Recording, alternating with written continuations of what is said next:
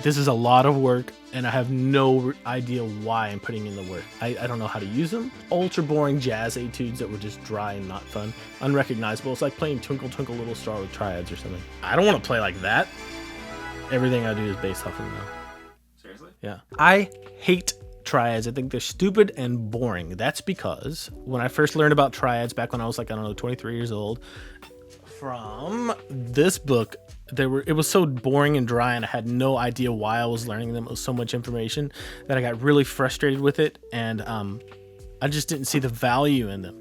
It wasn't until a lot later that I started realizing that learning triad shapes was a really valuable way to write complementary guitar parts, and that's what I want to show you how to do in this video. And I have the perfect musical application, the perfect song to help you do this. It's the Bachman-Turner Overdrive song, You Ain't Seen Nothing Yet.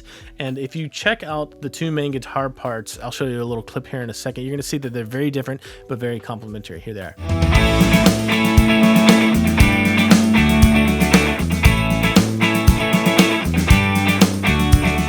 Learning new things on the guitar through music that you actually like to play is one of the biggest secrets to getting better faster. So let me know in the comments below, what are some of the songs that you've learned that have helped you with either technique or just some general kind of concept on the guitar. That way other people can go maybe learn that song as well. So to get started with this, we need to look at the kind of fundamental chord progression that we're going to be working through. And if you saw the part that was played on the Les Paul, it's just an A major, open A, a G, and a D.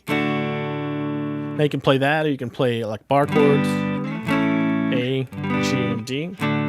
But you're not always going to want to play the exact same thing that another guitar player is playing in the band, or like bar chords like that may be a little bit too beefy sounding to make a complementary guitar part. So we're going to take a look at two chord voicings, two really basic triad voicings that will help you kind of open up the fretboard to start creating other parts. These two voicings are just a D major and then an A major.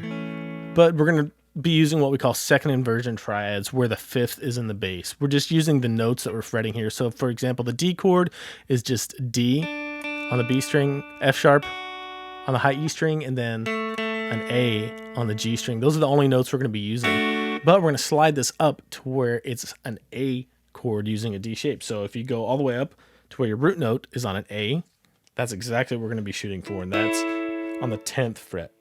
And this is really cool because it gives you a new voicing to use, but it also is going to help you start memorizing the names and the notes on the black hole of the B string. A lot of guitar players don't know the notes on the B string. This will help with that. So we're going to play this A, and then we're going to move it down one whole step to play a G to fit our progression. And then we're going to use the second shape that I want to talk about is just an A shape. And it's the same idea. It's a second inversion triad. That just means the fifth of the chord is in the bass. The root note is in the middle. Third is on top. And the fifth is in the bass, or the lowest note.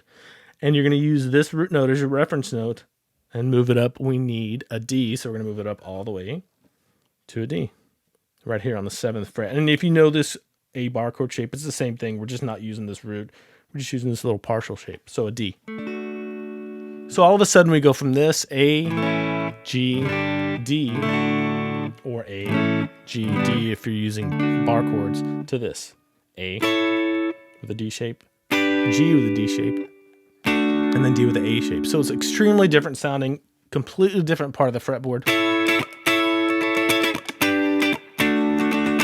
And it's very complementary to what's going on down here. This has kind of the open chords, the meat of the guitar part, and this puts a lot, just some different voicings with some higher notes, and that makes it really sound nice. It goes along well with those other chords.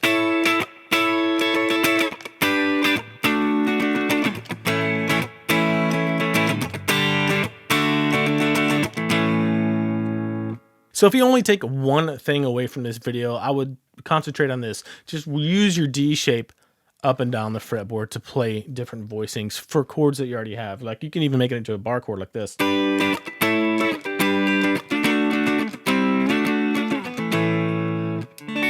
the important thing is to start moving it around. So from a D to an E to an F, G, A, B. And you can do the same thing with an A chord. A, B, C, D, E, F, G.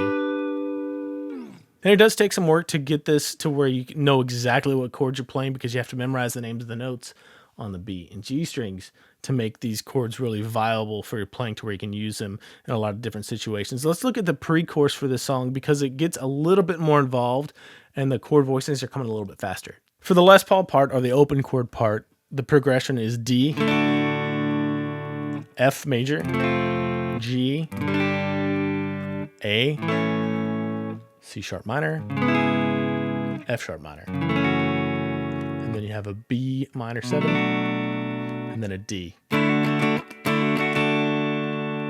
All super common chords. If you're an upper beginner / intermediate player, you should know those. Now, it's a little bit trickier because the chords move so fast, but you can use the same type of voicings, those triad voicings up the neck, to create another part that's very complementary to that part that we just played down here. And with that progression, it's just this. You have your D using your A shape. Then you slide up to an F, because the 10th fret of the G string is an F. That shape works, that A shape. And then a G all the way on the 12th fret. And then it goes back to an A. You can use your D shape there. And then it goes to a C sharp minor, which you can do. This is just like a bar chord. I'm just playing the top 3 or 4 strings for C sharp minor. And then you have an F sharp minor 7, which I'm just using a regular kind of A shape for that. After that, you have a B minor 7. And again, I'm just using kind of this E minor shape, just the top 4 strings. Even just the top or the middle 3 strings right here, the D, G, and B. And then you move up to this D, which is another shape. Thinking about this D shape, just put an extra note here. But the important thing is that you start to see how you can take chords from down here and use those other shapes, the D and A shapes, to play through that progression. So D, F, G, A, C sharp minor, F sharp minor, B minor 7, and then all the way up here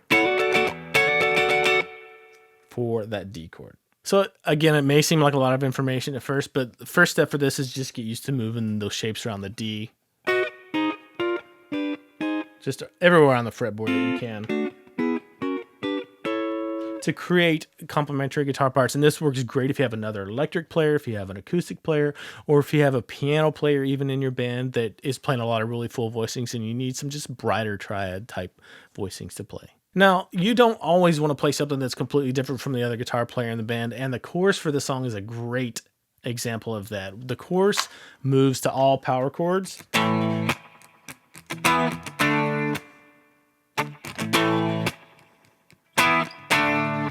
And sometimes you want that. You just want to beef up the one sound that you have instead of playing something that's kind of contrasty or complementary to the other guitar that's going on. So are triads something that you use a lot in your playing like I do? Or are they something completely new to you that you've never used before? Or are they something that you've looked at, in the past and be like, I don't really understand why I'm supposed to be learning these things? Let me know. I'll see you later.